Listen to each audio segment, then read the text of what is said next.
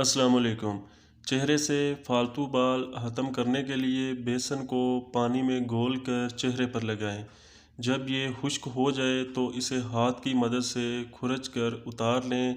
पानी में नमक डालकर सूती कपड़े से इसे चेहरे पर मलें। तकरीबन एक हफ्ते के बाकायदा इस्तेमाल से बाल ख़त्म हो जाएंगे। इससे बाल जड़ से निकल आएंगे।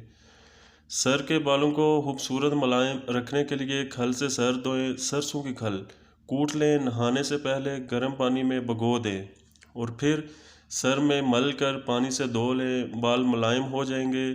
नींबू का रस तेल में मिलाकर जड़ों में मालिश करें। कलवंजी पीस कर इसके साथ सर धोएं। बाल नरम और मुलायम हो जाएंगे।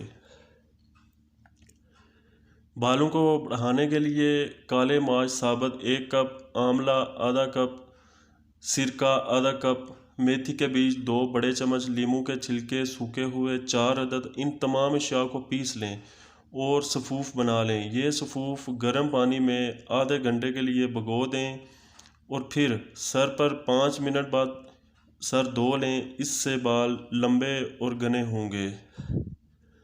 दांतों की पिलाहट दूर करने के लिए 1 चम्मच खाने वाला मीठा सोडा, नमक और सहागा लेकर किसी बोतल में रख लें।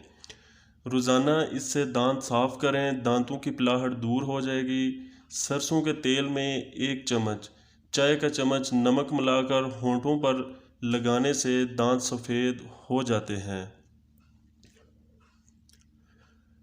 बाज़ दफ़ा ख़वातीन के चेहरे पर सुर्ख दाने निकल आते हैं जो कि बाद में सफ़ेद हो जाते हैं। दिन में तकरीबन 2 दफ़ा अपना चेहरा भिगोकर क्लींजिंग लोशन को पूरे चेहरे पर मलें। फिर 10 मिनट के बाद टिश्यू पेपर से चेहरा साफ़ कर डालें और ठंडे पानी से चेहरे पर छींटे मारें। सोने से पहले 1 चम्मच बोरिक एसिड लेकर आधा कप नीम गर्म पानी में डाल दें। रुई से सुर्ख दानों पर लगाएं। ग्लिसरीन में तकरीबन 3 या 4 कतरे नींबू के रस के निचोड़ कर डालें और चेहरे पर लगाएं।